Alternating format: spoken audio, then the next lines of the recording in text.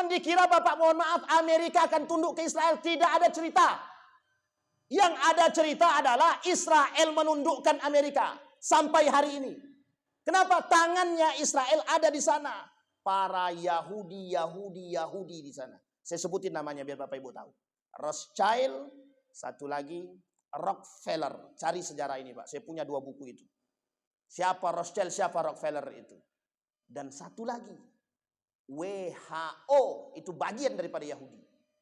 Jadi ada cabangnya Pak untuk merusak kita itu, Yahudi itu Pak. Ada yang pendidikan, ada yang perbankan, ada yang pasar saham. Cari cerita pasar saham itu Pak. Sama. Semuanya permainan mereka semua. Mana yang tidak mereka masuk? Tidak ada. Makanan mereka masuk, kesehatan apa tak lagi. Nah, ini poin penting untuk kita pahami. Biar kita ini sadar. Tapi tak sadar-sadar juga, agak susah sih.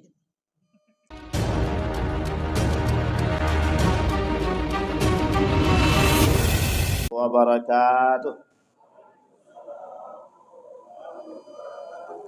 Alhamdulillahi Rabbil Alamin. Alhamdulillahilladzi arsala rasulahu bil huda wa dinil haq liyudhhirahu 'alad dini kullih wa kafa billahi syahida.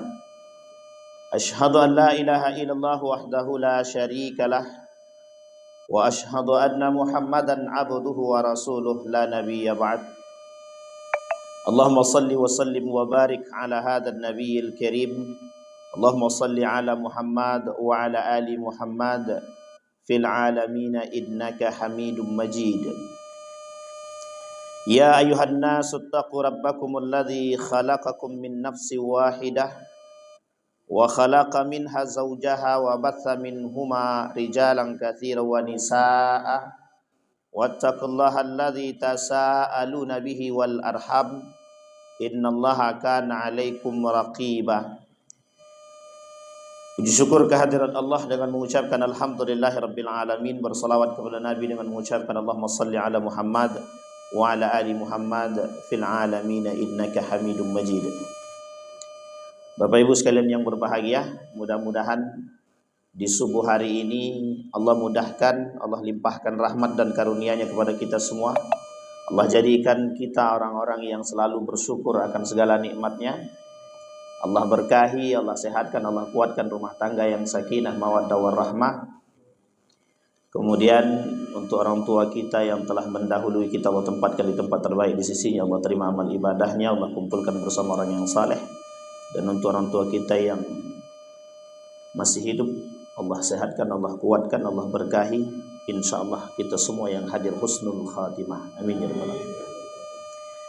Baik Bapak Ibu sekalian yang berbahagia, di subuh hari ini kita mencoba mengkaji pembangkangan Yahudi dan masa depan Palestina. Seorang Profesor Dr.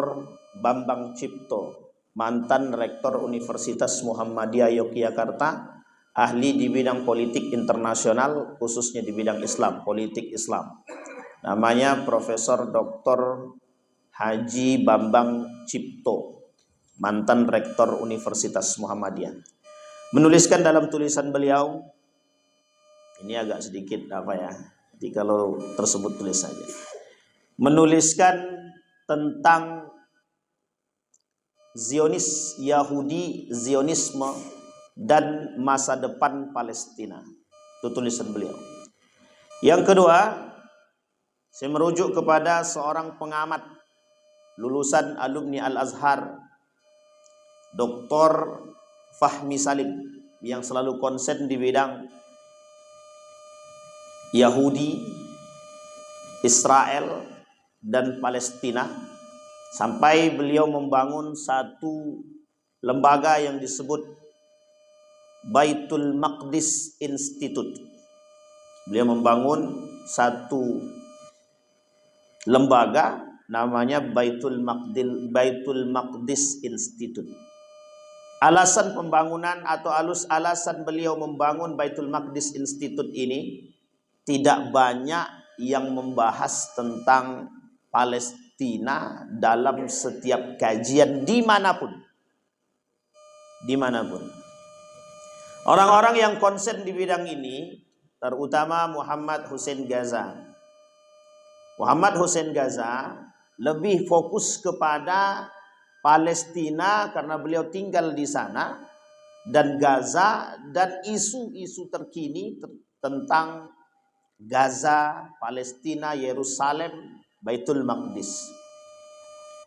Ada orang yang sudah sangat lama berkecimpung, bahkan bolak-balik daripada Baitul Maqdis, Yerusalem, Ustadz Felix Shaw, dan begitu juga Ustadz Zulkifli Muhammad Ali yang sudah bolak-balik. Tetapi daripada itu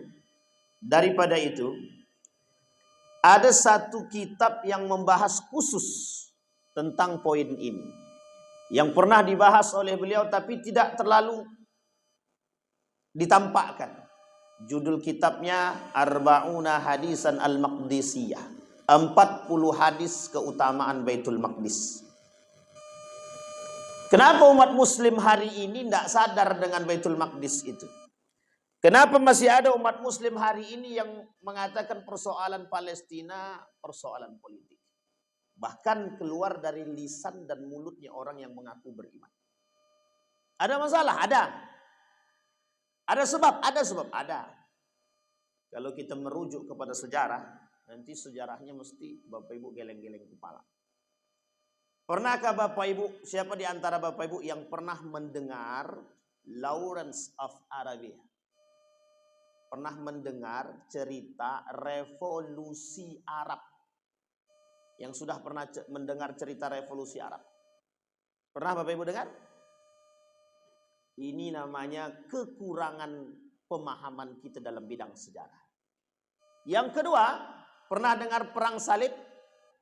Dengarnya doang kan? Seberapa sering Bapak Ibu mencari tahu tentang perang salib? Salahuddin Al-Ayyubi. Pernah Bapak Ibu dengar cerita ini kan? Berapa kali perang salib terjadi dan dengan siapa saja? Itu banyak, Pak. Dan ini sejarah di situ, Pak. Sejarah di situ. Nah, kembali itu terlalu jauh, Pak Ustaz. Sekarang kita lihat dulu. Sebelum kita melihat pembangkangan daripada Yahudi, kita perlu paham dulu apa yang disebut dengan Bani Israel, apa yang disebut dengan Israel, dan apa yang disebut dengan Yahudi. Tiga-tiga ini berbeda.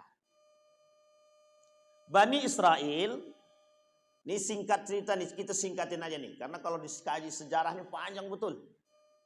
Ini malam siang hari ini, pagi subuh hari ini saya bawa nih Tariq As-Suwaidan. Bapak Ibu cari aja. Dulu saya punya PDF-nya pakai bahasa Indonesia, bahasa Inggris. Tapi ini sudah diterjemahkan ke dalam bahasa Indonesia.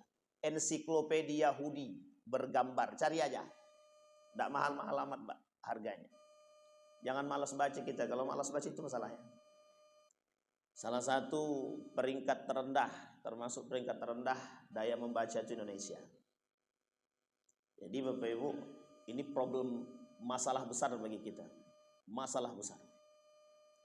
Bani Israel, Israel ini nama lain daripada Nabi Ya'qub alaihissalam.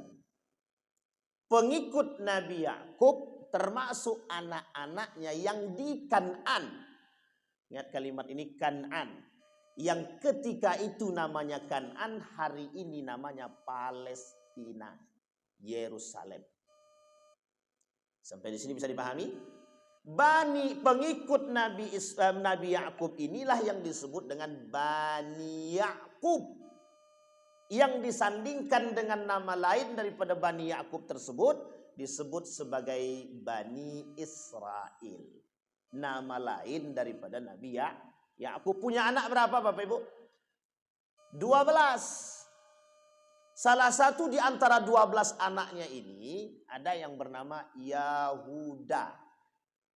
Dalam sejarah Yahuda dengan Nabi Yusuf, Yahuda bilang begini sama Sam'un, kelak tidak ada yang namanya Yusufi, yang ada Yahudi. Tertulis dalam kitabnya orang Yahudi. Berapa kitab Yahudi? Banyak. Ada Perjanjian Lama, ada Injil, Taurat, Karena pengikutnya beda-beda. Pada Nabi Isa, Bani Israel. Dan seterusnya. Termasuk nanti ada Talmud. Yang kelak akhir daripada perjalanan mereka ini akan kita lihat di mana bentuknya dan apa tujuannya. Yang diakhiri dengan yang disebut Abrahamic Religion. Bapak Ibu tahu Abrahamic Religion? Cek aja di Google Abrahamic Religion nanti keluar. Agama Ibrahim atau agama Abraham. Apa itu agama Abraham? Agama nenek moyang menurut mereka, bukan menurut kita. Dan bukan menurut Islam. Kenapa kok bisa begitu Pak Ustadz? Sejarah agama itu mulai nampak dan lahir setelah dikuasai oleh Nabi Ibrahim. Maka dari Ibrahim ini keluarlah sekian banyak para nabi, begitu juga agama. Disebutkanlah dalam literatur kaum orientalis, Ibrahim ini bapak semua agama. Sampai di sini bisa dipahami, Bapak ya. Jadi Ibrahim ini bapak semua agama. Nabi Muhammad memang jalurnya ke situ juga. Meskipun beda, tapi tetap ke situ jalurnya. Nah, nanti mengapa mereka terus membangkang dan tidak mau patuh kepada Nabi Muhammad? Salah satu alasannya di situ. Perbedaan nenek moyang. Kemudian itu Bani Israel. Sekarang Israel.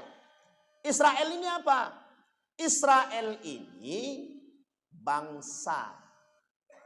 Di mana letaknya?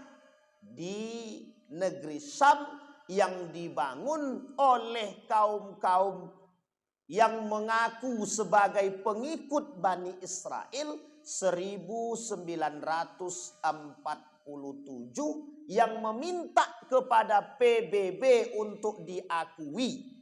Diberikan pengakuan oleh PBB hanya sepetak tanah, mereka lebihkan tanah tersebut. Oleh PBB mengatakan bahwa Israel mengambil tanah lebih. Tapi PBB tak berani berbuat apa-apa. Kenapa tak berani berbuat?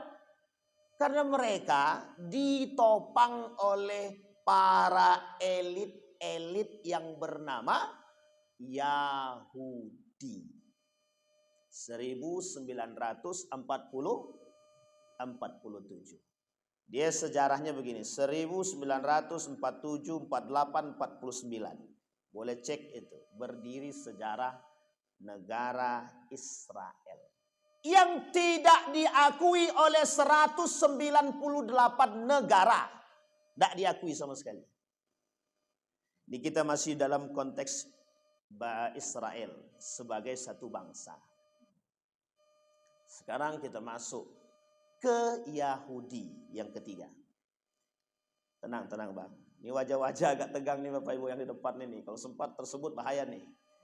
Yahudi ada dua pemahaman. Satu, Yahudi itu bukan agama, tapi lebih tepatnya lahir dari generasi Yahuda. Yahuda dengan adiknya dan abangnya Sam'un, Levi dan kawan-kawan yang 11 dan 12 orang itu bersama ayahnya Nabi Ya'qub alaihissalam oleh Fir'aun ketika itu disampaikan ke Nabi Yusuf bahwa kami sangat senang ada dua nabi di tanah tercinta bumi Mesir. Dibawa oleh Nabi Yusuf keluarganya semua untuk pindah ke Mesir dari Kan'an. Ditinggalkanlah Kan'an di sana, pergilah berpindah semua termasuk Nabi Ya'qub. Disitulah sejarah yang dimimpikan oleh Nabi Yusuf ketika kecil, dijawab oleh Allah mimpi tersebut ketika sudah menjadi bendahara kerajaan Mesir. Lebih tepatnya ketika itu Fir'aun. Fir'aun nama lain daripada Raja Mesir. Ada yang baik, ada yang buruk. Pada Nabi Musa yang buruknya, pada Nabi Yusuf yang baiknya. Sehingga apa kata Nabi Yusuf? Semuanya terserah kepada Nabi Yusuf. Kata Raja Fir'aun tadi, semua kuserahkan kepadamu. Engkau pejabat, engkau pemimpin, apapun silahkan. Asal mendatangkan kesejahteraan pada negeri Mesir. Diberikan posisi oleh Nabi Yusuf, disediakanlah satu tempat yang tidak jauh dari kerajaan tempat tinggal Nabi Yusuf. Saya lupa nama tempat tersebut. Disitulah ditinggalkan ayahnya dan adik-adiknya. Singkat cerita, semua orang-orang yang tadi pindah beranak pinak di situ. Oleh Yahuda, kami tidak akan lama tinggal di sini karena kami beranak pinak dan kami ingin ingin membangun satu peradaban yang lain. Berpindahlah Yahuda, anaknya dan cucunya. Pindah mereka, pergi jauh, sampailah ke kampung halaman yang hari ini disebut dengan Yerusalem. Jadi Yahuda pindah ke sana. Sebagian nanti dari Sam'un ada yang ke sana, sebagian dari Levi juga ada yang ke sana. Ini masih turunan, garis keturunan Nabi. Yahuda punya anak, anak daripada Yahuda punya anak lagi. Inilah asal muasal daripada kelompok Yahudi. Mengapa? Mereka mengikuti asal nenek moyang dia. Siapa nenek moyangnya? Yahuda. Maka oleh Yahuda dikatakan dalam kitabnya mereka, tidak ada sejarahnya Yusufi, yang ada sejarahnya Yahudi, pengikut Yahuda. Pengikut Yahuda dinamakan dengan Yahudi. Ketika itu belum menjadi agama. Tak lama berselang, daripada pengikut, daripada cucu daripada Yahuda tadi, mereka merubah nama menjadi Yahudi karena mengikut garis keturunan nenek moyang mereka, yang oleh mereka anggap itu adalah Bani Israel. Yang mereka anggap adalah Bani Israel. Terjadilah pergeseran ketika itu. Pada jalur cucu ini masih disebut dengan Bani Israel, sekalipun mereka mengakui pengikut Yahudi, pengikut Yahuda. Masih diakui sebagai Bani Israel. Kenapa begitu, Ustaz? Memang begitu modelnya. Karena masih lurus tuh, Pak. Agama nenek moyang. Tapi pembangkangan yang mereka lakukan terus menerus. Nanti kita lihat. Dari Nabi Musa sampai ke Nabi Isa alaihissalam. Sampai ke Nabi Muhammad sallallahu alaihi wasallam. Terus, Pak, terus. Kemudian berubahlah dari pengikut, kemudian mereka rubah menjadi agama. Maka hari ini yang kita kenal Yahudi itu adalah agama dan kelompok. Agama dan kelompok. Kita runut. Kenapa kok agama merubah? Karena kata mereka tidak ada inovasi dalam agama. Dan kita akan masih menganut kitab nenek moyang. Maka berpindahlah. Mereka buat di agama. Ada, Allah sebutkan dalam Al-Quran, ada. Walan tarda ankal yahudu walan nasara. Kata Allah, tidak akan pernah senang orang Yahudi dan Nasrani. Digandeng tuh. Nasrani ini agama. Maka Yahudi ketika itu dalam ayat ini juga disandingkan sebagai satu agama. Loh, tapi kenapa kok Yahudi duluan, baru Nasrani?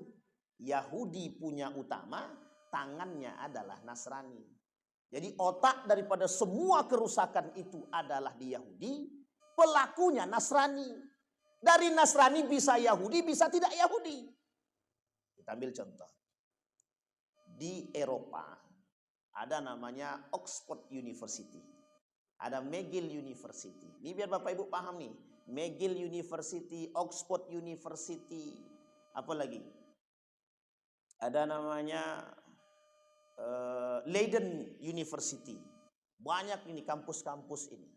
Kampus-kampus ini yang ada di Eropa ini, itu adalah kampus-kampusnya orientalis.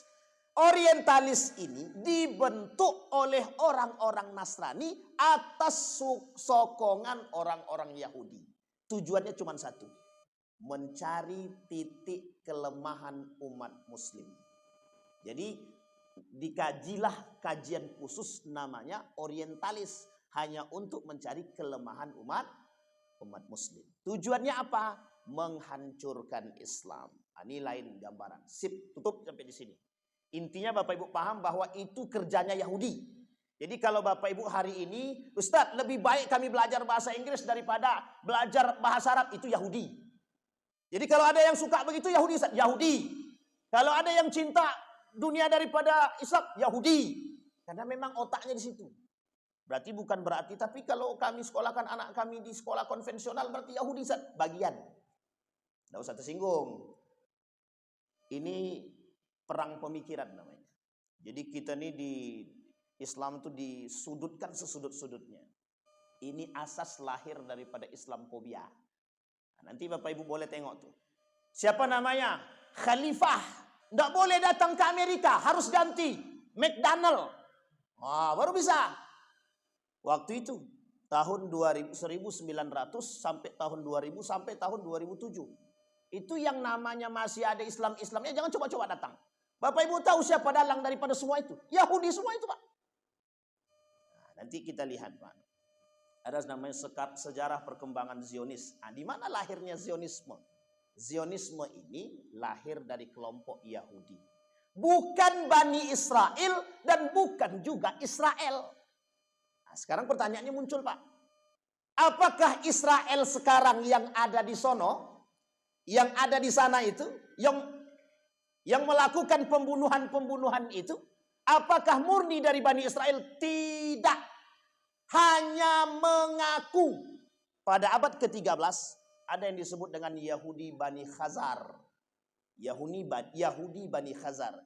Oleh sebagian sejarawan mengatakan dari sinilah lahir cikal bakal Yahudi yang merusak itu. Yang kedua, setelah terjadinya perjanjian lama dan baru, terpecahnya Kristiani ketika itu, Kristen. Dari perjanjian lama dan baru ada Protestan dan Katolik. Di situ ada kelompok-kelompok yang disebut dengan kelompok Georgia. Ada di antara mereka yang sakit hati, tidak terima dengan agama tersebut, pindah ke agama Yahudi. Dari mana mereka tahu Yahudi itu agama? Mereka membaca. Tertulis.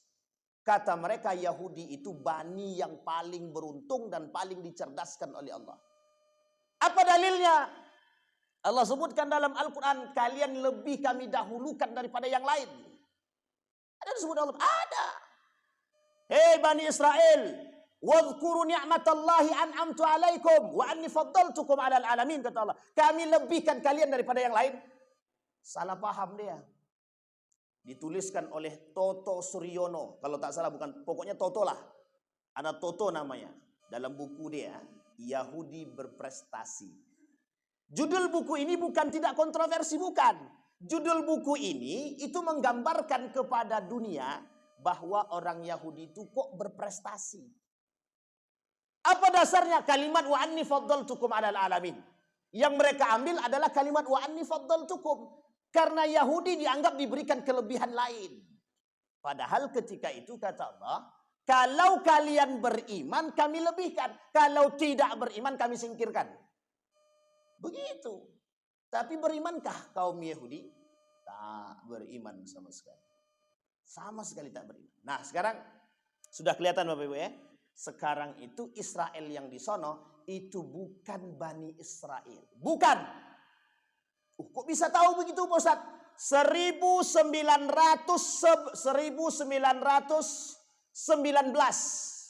Salah. 1897 datang seorang pemuka Yahudi kepada siapa namanya? Sultan Abdul Hamid, meminta sepetak tanah. Apa jawaban Sultan Abdul Hamid?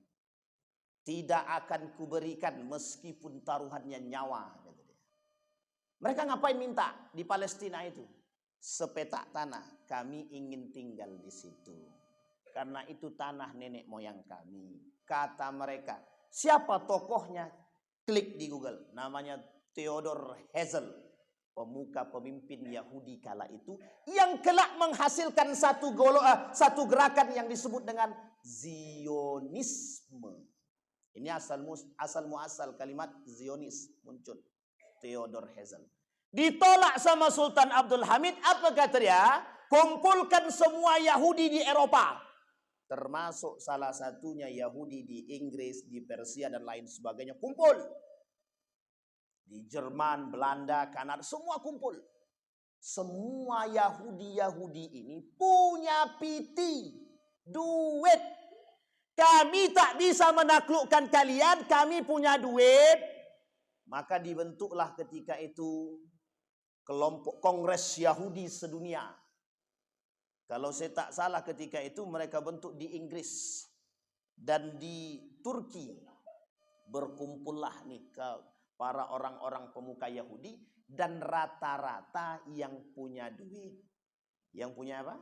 Yang punya duit. Apa kata Faisal ketika datang kepada Sultan Abdul Hamid? Sultan Abdul Hamid, ini di akhir kepemimpinan Sultan Abdul Hamid. 2. Kan Turki punya banyak hutang. Ini lihat strateginya, Pak. Lihat strateginya. Sama persis. Persis sama. Ini kalau negara kita tidak paham sejarah ini, berarti memang dikelabui kita. Kami punya duit, kalian punya hutang. Kita kerjasama aja. Nanti kalau Bapak kasih kami tanah di Palestina, sepetak jadilah. Kata mereka ya, sepetak aja. Kami lunaskan hutang kalian semuanya. Dan kita kerjasama. Proyek ketika itu yang dibangun oleh Sultan Abdul Hamid adalah proyek kereta api dari Turki lalui India, melewati India sampai ke Hijaz yang ketika itu adalah Mekah dan Madinah. Yang ketika itu Hijaz ini masih di bawah kekuasaan Turki Utsmani. Apa kata Theodor Herzl? Kami kasih duit untuk bayar hutang, kami selesaikan hutang Turki. Apa jawaban daripada Sultan Abdul Hamid? Tidak akan. Jangankan sepetak, sejengkal pun tak aku kasih. Singkat cerita, tidak mau dikasih, Pak. Disinilah kemudian kata Theodor Herzl, berkumpullah mereka kongres itu. Membangun satu keinginan yang disebut dengan Yahudi State. Negara Yahudi. Tahu Bapak Ibu negara Yahudi? Yang besok kelak negara itu akan mereka bangun di Palestina, Yerusalem, Gaza, Rafah. Itu tempatnya Yahudi, negara Yahudi di situ. Kenapa kok di situ kok nggak tempat yang lain? Kenapa nggak di Tel Aviv? Tel Aviv itu bukan negara Yahudi. Tel Aviv itu ibu kotanya Israel yang negaranya mencaplok tanah tanpa izin PBB dan tidak diakui oleh 198 negara manapun. Tapi Yasser Arafat mau tidak mau mengakui keberadaan negara Israel ketika pemimpin Israel yang saya lupa yang keberapa meninggal dunia. Yang ketika itu sudah terbangun negosiasi, kesepahaman dan kesepakatan antara Israel, negara Israel dengan negara Palestina. Singkat cerita Bapak Ibu, di tahun 1900-an ke atas, sebelum runtuhnya Turki Utsmani, lebih tepatnya 1918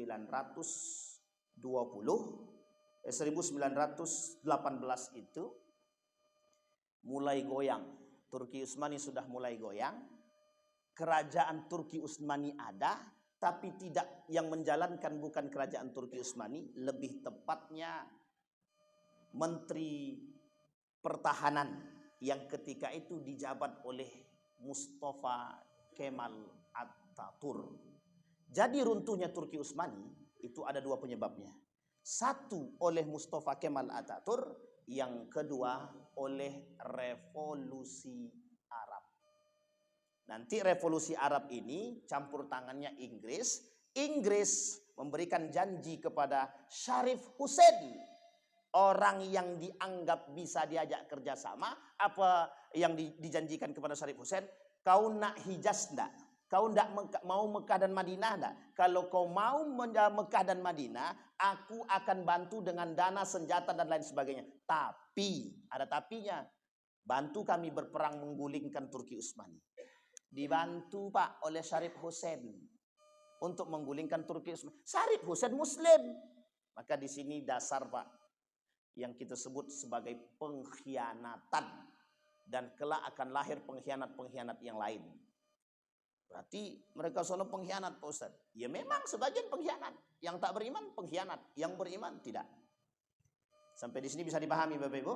Ini jalurnya sudah bisa dipahami. Jadi Bapak Ibu, berpindahlah yang Yahudi-Yahudi di negara-negara Eropa tadi oleh Mustafa Kemal Atatürk, diberikan tempat di Palestina, lebih tepatnya tempat yang mereka tempati sekarang. Berpindahlah semua, Pak. Nanti di akhir zaman semua Yahudi di dunia ini akan pindah ke sana. Nah, sekarang kita lihat di mana letak pembangkangan mereka. Satu, pada masa Nabi Musa. Pada masa Nabi Musa, kata Nabi Musa, "Yuk kita masuk dalam goa ini. Kita lawan bersama musuh itu." Apa kata Bani Israel? "Enggak, kami tak akan masuk. Masuklah engkau bersama Tuhanmu. Kalau sudah selesai nanti kasih tahu kami." Coba bayangkan. Itu Nabi gitu kan, Pak? Nabi itu. Yang kedua, selesai ketika mereka sudah selesai dikejar oleh Firaun. Dalam perjalanan apa kata dia? Nabi Musa, "Kami lapar." Berdoa Nabi Musa. Turun makanan, Pak. Manna wassalwa. Itu makanan yang dikasih. Selesai makan, Musa, kami ini haus. Berdoa, Pak. Dapat, datang lagi, fanfajarat min husnata asyrata aina qad alima kullu unasin masyrabahum. Tahu mereka tempat makan mereka. Dikasih. Setelah itu Nabi Musa naik ke atas, ingin mengambil sahifah aturan dalam agama yang Allah berikan di bukit Tursina. Tinggal Nabi Harun di bawah. Pulang-pulang ke bawah, mereka sudah menyembah patung binatang yang mereka buat sendiri. Apa kata Nabi Musa? "Lo kok bisa begini?" Jawaban mereka sederhana, Pak. "Kami bosan tak ada Tuhan." Astagfirullah wa atubu ilaik. Ini guyonan, Pak. Tapi memang nyata begitu. Memang. Apa kata mereka? "Kami bosan tak ada Tuhan. Selama ini kami ada yang kami sembah. Sekarang tak ada, vakum begitu aja." Kata dia. Akan dibuat Tuhan, kata dia. Kami sembah Tuhan itu. Apa kata Nabi Harun? "Aku sudah peringatkan, tapi mereka tidak mau." Nabi Musa tidak bisa berkomunikasi. Nabi Musa ini main lulu lantak saja. Nabi Harun pandai berkomunikasi. Digandenglah berdua ini untuk datang ke Firaun, mengajak. Kalian berdua, Musa dan Harun, datang ke Firaun untuk ajak dia kepada kebaikan. Ini dasarnya, Pak. Nabi Harun pandai komunikasi, Nabi Musa tak pandai komunikasi, tapi pandai sak tahu dia strateginya pinter. Cuma tak pandai komunikasi. Kan ada orang begitu, orang cerdas tak bisa ngomong tuh banyak.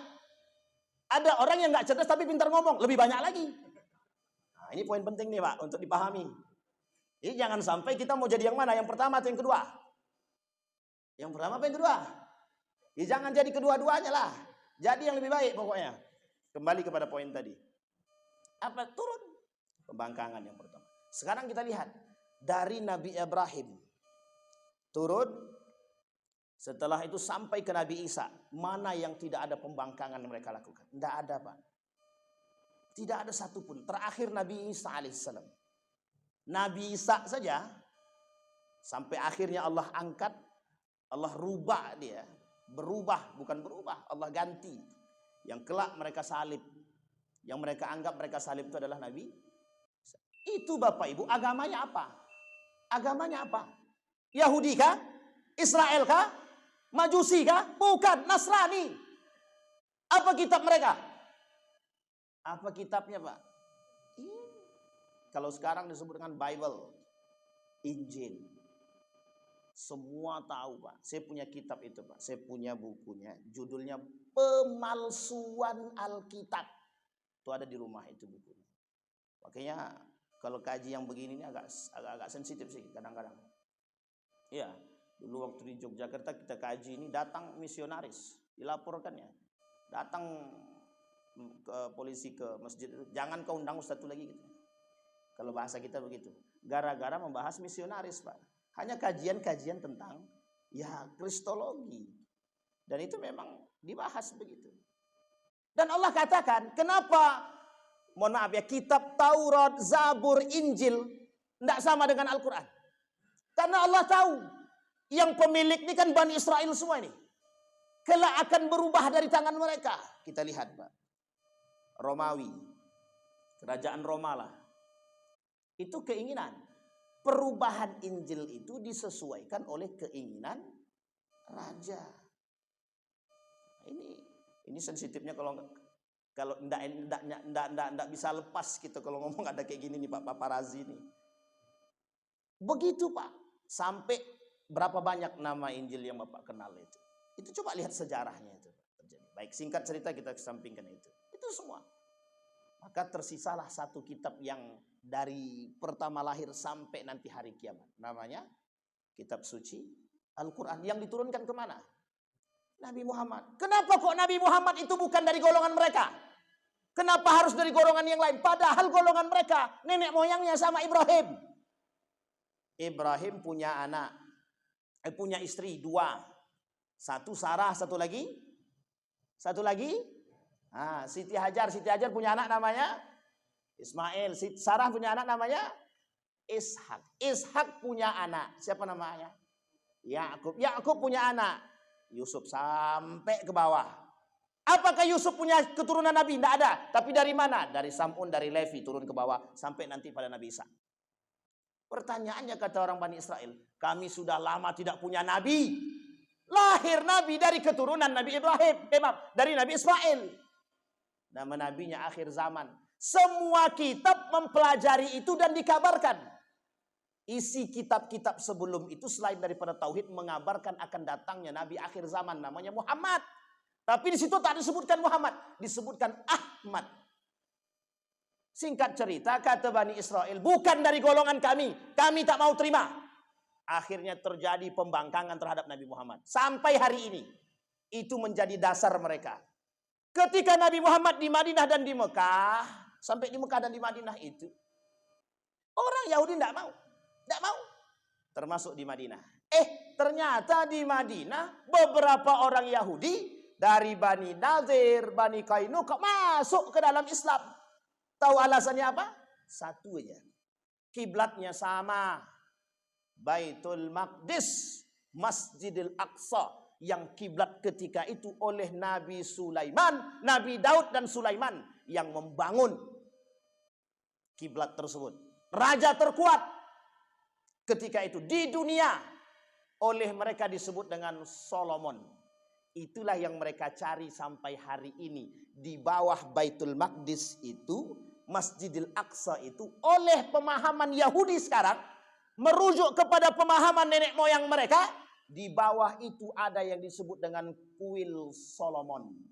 Yang sampai hari ini akan terus mereka cari. Maka dibangun tembok yang besar. Menurut mereka di bawah tembok itu ada yang disebut dengan kuil Solomon. Pembangkangan semua. Sampai pada masa Nabi Muhammad. Ketika Nabi Muhammad di Madinah. Pertama sampai bangun Masjid Quba. Sepekan kemudian bangun masjid. Setelah siap Masjid Quba, tak lama kemudian dibangun namanya Masjidin Nabawi.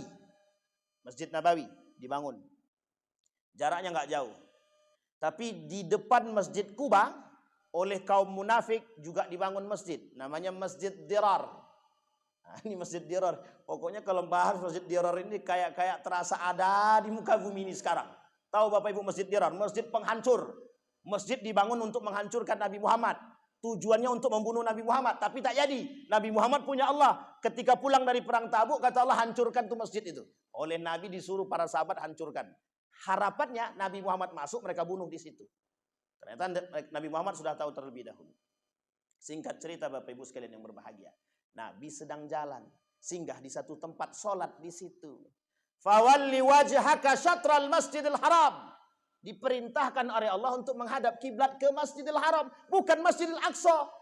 Semua dari orang Yahudi yang masuk Islam berubah haluan. Jadi murtad.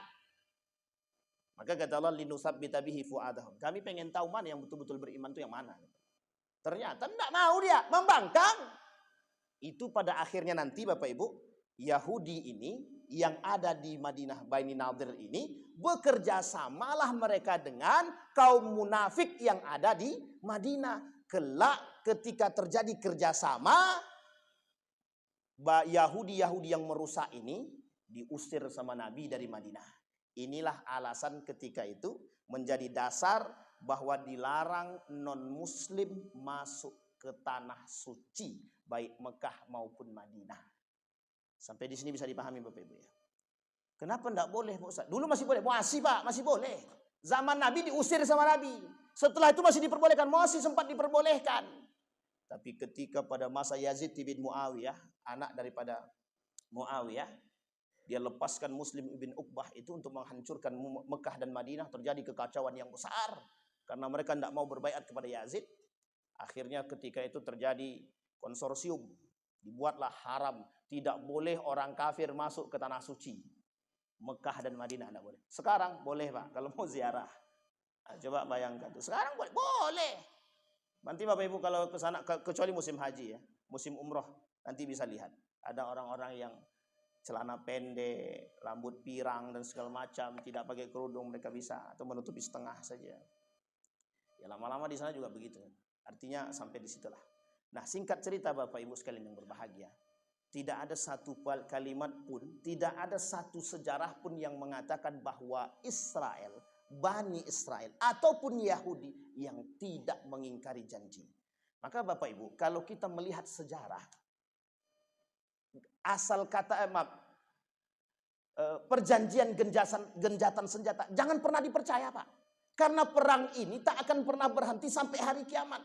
Karena nanti landasan akhir kita perang namanya Malhamatul Kubra. Tujuan mereka sudah hampir tercapai. Apa itu hampir tercapai? Mereka akan tetap membardir Palestina, tetap. Sampai umat muslim, umat mukmin di muka bumi ini sadar. Kalian umat mukmin kemana? Sampai sadar. Yang betul-betul beriman akan berhijrah ke Palestina. Kelak terakhirnya adalah Yahudi pindah ke sana, ke Israel tersebut. Kita umat mukmin pindah ke Palestina, perangnya di situ Pak. Namanya Malhamatul Kubra. Akhir daripada perperangan di muka bumi ini. Setelah itu kiamat. Ini Yahudi dan pembangkangannya. Sekarang kita lihat masa depan Palestina.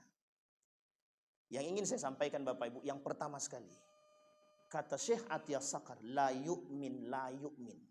Orang tak beriman jika tidak mau membantu Palestina. Jadi Bapak Ibu, mohon maaf, saya sampaikan langsung. Yang masih beli produk Israel, munafik. Yang masih membeli produk Israel hari ini, sampai hari ini, munafik. Pengkhianat. Masih pengkhianat. Siapapun dia. Ustaz, si Anu tuh beli, pengkhianat. Pemimpin, pengkhianat. Kalau masih beli produk Israel. Kenapa demikian? Dari situ pendapatan mereka. Dari situ pendapatannya. Starbucks-nya, KFC-nya, Pizza Hut-nya, Domino-nya, segala macamnya Pak. Besar pendapatannya, sangat besar. Jangan Bapak Ibu kira kecil. Sekarang Bapak Ibu cari yang tidak kerjasama dengan Israel. Cari produk yang tidak kerjasama dengan Israel. Cari. Hampir sulit kita temukan. Jangankan tusuk gigi, jangankan pasta gigi, tusuk gigi pun. Masih ada yang produk Israel. Kurma saja ada produk Israel. Itu kurma, saking seriusnya mereka mencari duit. Ngotot, ngoyo. Kenapa? Salah satu cara menguasai dunia punya duit dulu. Jangan dikira Bapak mohon maaf Amerika akan tunduk ke Israel. Tidak ada cerita. Yang ada cerita adalah Israel menundukkan Amerika. Sampai hari ini. Kenapa? Tangannya Israel ada di sana. Para Yahudi di sana. Saya sebutin namanya biar Bapak Ibu tahu. Rothschild, satu lagi Rockefeller. Cari sejarah ini Pak. Saya punya 2 buku itu. Siapa Rothschild, siapa Rockefeller itu. Dan satu lagi. WHO. Itu bagian daripada Yahudi. Jadi ada cabangnya Pak untuk merusak kita itu Yahudi itu Pak. Ada yang pendidikan, ada yang perbankan, ada yang pasar saham. Cari cerita pasar saham itu Pak. Sama. Semuanya permainan mereka semua. Mana yang tidak mereka masuk? Tidak ada. Makanan mereka masuk, kesehatan apa tak lagi. Nah, ini poin penting untuk kita pahami. Biar kita ini sadar. Tapi tak sadar-sadar juga, agak susah sih. Dunia Pak. Ini permainan dunia. Dan kita cuma bisa mengatakan hal demikian. Dan ini poin penting. Sekarang pertanyaannya, melalui semua ini, Bapak lihat nih kekacauan dunia sekarang ini. Ada enggak kekacauan dunia ini yang tanpa campur tangan Yahudi? Hampir tidak ada. Hampir tidak ada. Islam itu adalah akhir daripada musuh mereka. Jadi Yahudi musuh strategis kita umat Islam. Jadi kalau Bapak Ibu nengok Yahudi membanggakan sampai datang ke sono, sowan ke Israel, Cium tangannya, oh, pengkhianat. Sangat pengkhianat sekali. Tuh, kalau kita bicara begitu. Masa datang ke sana cium tangan? Siapa yang nggak sakit hati? Semua sakit hati, Pak. Ini konsolidasi. Bukan konsolidasi. Mencari kepentingan. Duit tak ada. Cari duit. Hati-hati, Pak. Kejadian ini sama kan seperti yang kejadian terjadi pada masa Sultan Abdul Hamid. Bedanya Sultan Abdul Hamid kokoh dengan keimanannya, yang sekarang agak goyang sedikit. Itu bedanya, Pak. Beda cuma di situ.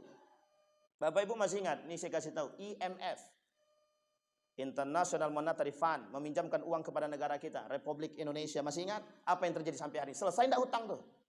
Selesai enggak hutang tuh sampai hari ini? Itu tangan mereka di situ. Tangan mereka di situ. Bapak lihat sejarahnya, Pak. Baca dalam beritanya, baca dalam videonya, ada namanya American Dreams. Nanti Bapak Ibu tahu sejarahnya di situ. Siapa pemain dalang semua di situ? Kami punya duit, kata Yahudi tadi. Apa kata Theodore Herzl? Inilah yang disebut dengan tatanan dunia baru. New World Order. Tahu Bapak Ibu maksud New World Order itu? Memusnahkan semua manusia.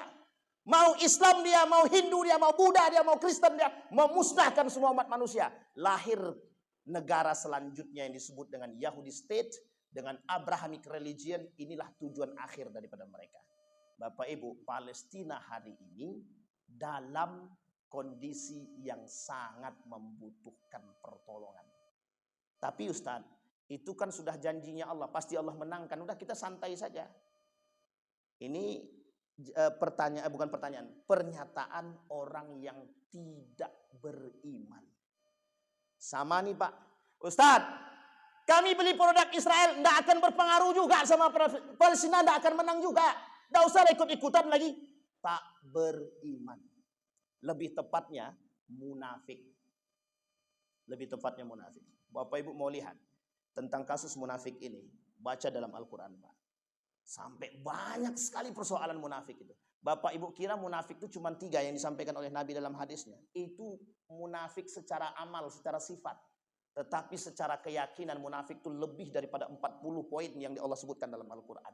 Ada dalam surat At-Taubah, Al-Baqarah, Ali Imran. Dan ada surat khusus tentang pembahasan khusus. Namanya Munafiqun, Al-Munafiqun. Itu surat khusus, Pak.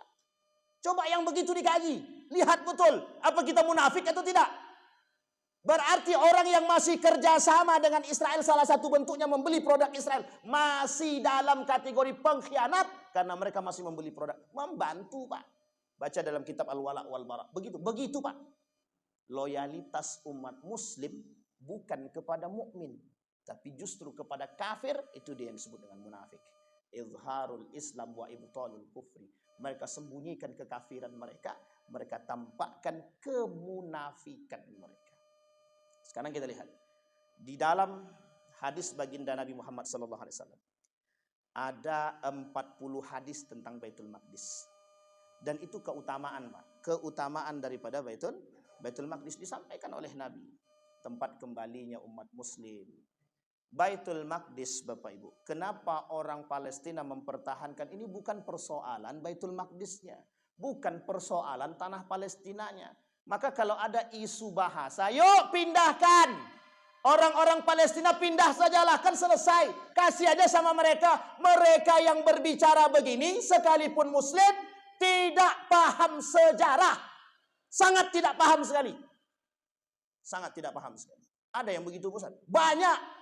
Tidak perlu kita sebut. Kalau kita sebut dibilang rasis. Tapi kalau kesebut harap maklum aja. Ada kelompok yang tak suka itu. Ada. Ini bukan persoalan pindah tempat. Kalau seandainya persoalan pindah tempat, ngapain jauh-jauh pindah ke Indonesia? Yordan ada. Syria ada. Mesir ada. Yang dulu pernah menjadi mediasi kemerdekaan antara Israel dengan Palestina. Itu Mesir pertama sekali. Baru kemudian Qatar datang. Bapak Ibu mau tahu Qatar? Prajurit Qatar, militer Qatar kerjasama latihan bareng dengan Jerman, Amerika. Di mana? Di Rusia. Sakit gak tuh? Dia yang memediasi, dia pula yang kerjasama latihan bareng pula lagi. Jangan salah, Pak. Jadi sulit mencari titik temu. Iya, kecuali iman orang beriman. Jadi jangan kita tertipu dengan hal begini. Nah, ini persoalannya di situ, Pak. Persoalannya di situ. Jadi kita ini sekarang, tapi ingat kata Nabi, pasti Allah menangkan atas umat beriman, orang-orang beriman. Itu sudah pasti. Kita tinggal nunggu. Hanya saja dalam proses menunggu ini, Pak, itu dimintai pertanggungjawaban. Kata Dr. Mustafa Umar kepada saya pribadi secara langsung, kata beliau, "You pada posisi mana, Ridwan? Pada posisi Palestina atau pada posisi yang besar?" Ingat kalimat ini yang disampaikan oleh Nabi dalam hadisnya sebagai penutup, Pak. Kata Nabi dalam hadisnya begini, kelak umat muslim itu banyak sebanyak-banyaknya. Tapi kata Nabi, walakinnakum dhaif, kalian lemah. Kenapa kok lemah? Kalian terjangkit penyakit. Apa penyakitnya? Wahan. Apa wahan? Hubbud dunya wa karahiyatul maut. Cinta dunia dan benci akan kematian. Benci akan kematian. Penyakit inilah yang dipelajari oleh Yahudi, dan hari ini sampai hari ini Yahudi jor-joran mengeluarkan uangnya hanya untuk mendapatkan misi dia. Sekarang Bapak Ibu tengoklah, itu yang mereka lakukan. Mereka lakukan apapun yang bisa mereka lakukan untuk mengambil satu tempat saja. Mereka tidak butuh kita, Pak. Yahudi itu tidak butuh kita. Kita yang ada di luar Palestina nih, itu cuma satu sarana boneka dan perbudakan mereka saja. Hanya untuk menggapai cita-cita mereka. Bapak Ibu, kalau Palestina, ini kata perkataan Erdogan, saya bacakan biar Bapak Ibu. Mana Erdogan. Apa kata Erdogan? Persoalan Palestina ini, ini dia. Jika Al-Quds jatuh, maka kita tidak akan bisa melindungi Madinah. Ingat kalimat itu baik-baik. Saya singgung sedikit aja tentang revolusi Arab. Janjinya yang diberikan oleh Inggris. Ini masa-masa di mana banyak gerakan yang dibangun oleh Inggris. Bapak Ibu, Inggris membangun 3 kelompok untuk menghancurkan Islam. Ketika itu namanya bukan Inggris, Britani. Satu, Ahmadiyah. Di mana dia lahirnya? Di India. Yang kedua, Bahai. Yang lahirnya di mana? Di Mesir. Yang terakhir, yang ketiga, suka tak suka terserahlah. Yang ketiga, Wahabiyah. Di mana lahirnya? Tahu Bapak Ibu di mana lahirnya? Arab Saudi Arabia. Tapi ingat, ini yang besutan Inggris. Besutan Inggris, buatan original Inggris. Bapak Ibu boleh baca dalam bukunya Seven Pillars of Wisdom. Dibaca oleh Syekh Ramadan Al-Buti. Peran Inggris menghancurkan Islam nampak semua di situ. Salah satunya adalah perebutan kota Hijaz yang ketika itu adalah Mekah dan Madinah. Kami pegang. Yang dipegang oleh siapa? Syarif Hussein. Yang kelak anak-anaknya menjadi raja. Ada yang menjadi gubernur Yordan, ada yang menjadi gubernur Syria dan lain sebagainya. Semua ketuaan.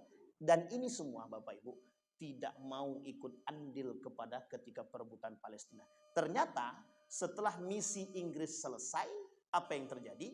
Yang terjadi ada 3 negara yang melakukan perebutan hasil konsolidasinya Inggris. Jerman salah satunya. Akhirnya apa? Syarif Hussein dikelabui dan dikhianati oleh Inggris. Sampai hari ini perebutan tanah Palestina itu sampai oleh Inggris itu sudah menjadi patokan. Ketika Inggris menang itu semuanya, Pak, ini nanti ada kaitannya dengan perang dunia dan ada kaitannya dengan perang salib juga. Itu, Pak, perebutan Palestina itu seperti makanan. Siapa yang mau? Aku di sini aja. Aku di Palestina. Kamu di mana? Aku di sini. Begitu cara mengambilnya, Pak. Ada yang ngambil Syam, Yordan, Syria.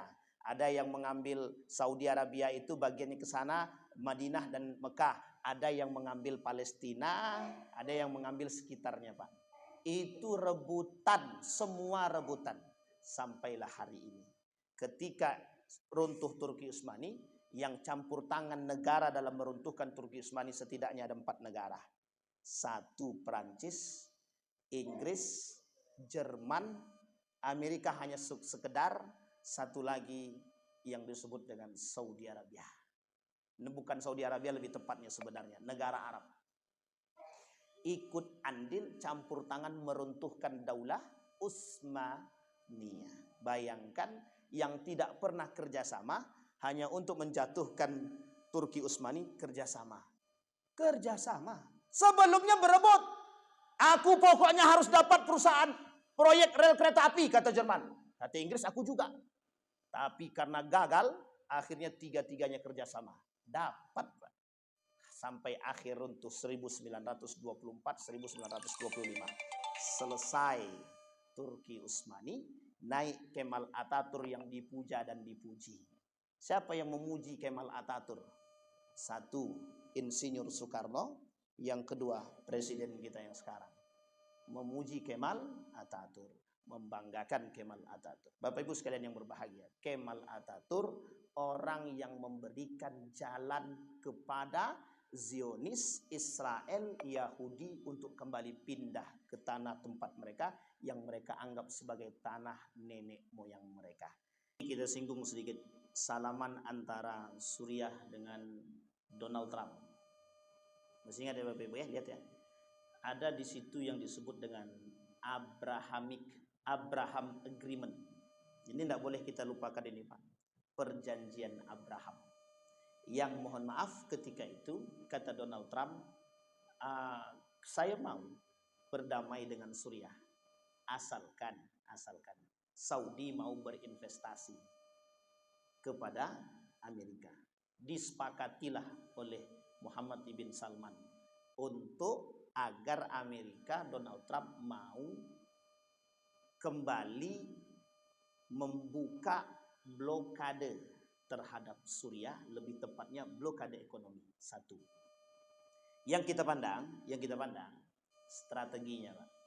Mengapa Donald Trump meminta persetujuan perjanjian Abraham Agreement? Kenapa harus Abraham Agreement? Kita lihat di situ. Apa maksud daripada Abraham Agreement? Abraham Agreement itu, perjanjian Abraham itu adalah ide daripada Bani Israel atau ide daripada kaum Israel yang tujuannya adalah nanti untuk membangun Yahudi State. Tahu Bapak Ibu Yahudi State? Negara Yahudi. Oh, sekarang mereka semua pada benci Pak dengan Israel. Menurut Bapak Ibu semua, dulu pernah terjadi enggak kebencian itu terhadap Israel? Pernah. Pertanyaannya, apa yang dilakukan? Mungkinkah negara-negara yang lain itu yang hari ini yang mereka mencoba melarikan diri daripada Israel akan tetap jauh daripada Israel? Tidak Pak. Tidak. Hanya geopolitik saja. Hanya mundur 1 langkah untuk lebih maju ke depan. Begini modelnya Pak. Sekarang seolah-olah kita nih, seolah-olah mereka mundur dari Israel. Anggaplah sekarang ini Netanyahu ini dianggap buron.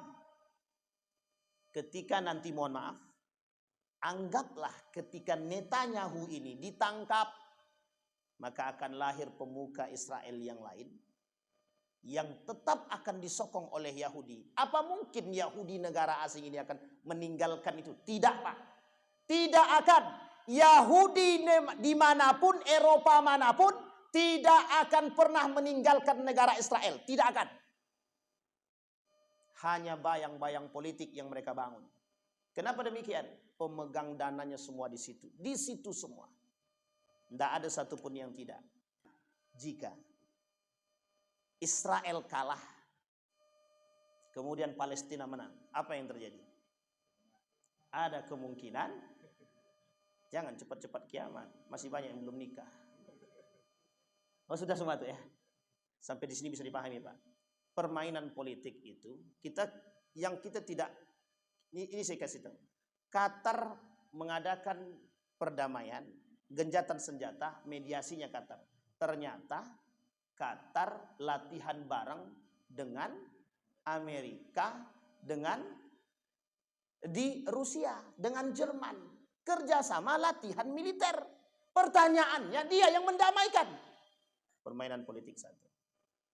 Apa jawaban Netanyahu? Pada sisi yang lain, dan itu akan selalu dia pegang, Pak. Kami tidak akan tunduk kepada siapapun sekalipun seluruh dunia tidak menyukai kami. Kalimat itu harus kita pegang. Harus kita pegang. Karena sokongan mereka sebelum sungai Efrat, sebelum sungai Nil, sampai ke perbatasan Mesir kami kuasai, maka kami tidak akan berhenti. Sampai terbentuk yang disebut dengan Yahudi State, negara Yahudi. Kalau sudah terbentuk, barulah Pak, kita perang besar-besaran. Salah satu isyarat perangnya sudah mulai tampak. Kenapa? Nanti seluruh dunia akan mengarah ke sana kecuali satu. Tersisa yang kecil yang disebut dengan Palestina. Dan cuma dua negara yang didoakan oleh Nabi. Satu Palestina, lebih tepatnya negeri Syam, Yordania masuk dalam kategori negeri ini. Yang kedua Yaman. Lain daripada itu, wallahu a'lam bishawab.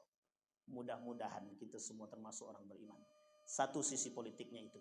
Yang kedua Bapak Ibu, dari sisi agama, Yahudi tidak akan pernah berhenti untuk menghancurkan kita. Karena perang kita cuma satu, perang agama. Bukan perang bangsa, bukan perang lain, perang agama. Tidak akan selesai sampai hari kiamat. Saya kira cukup Bapak Ibu. Mudah-mudahan ada manfaat bagi kita semua. Mudah-mudahan kita bisa menambah semangat kita untuk bisa istiqomah.